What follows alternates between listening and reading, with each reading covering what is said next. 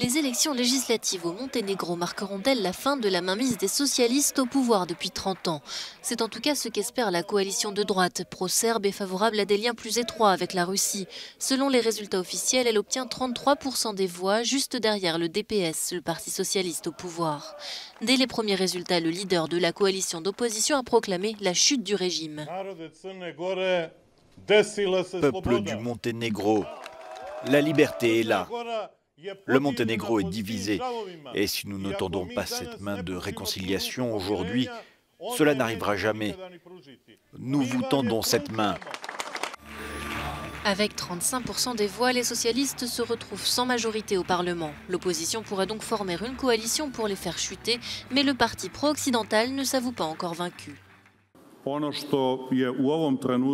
ce moment, ce qui est clair, c'est qu'avec nos partenaires traditionnels de la coalition, nous avons 40 sièges.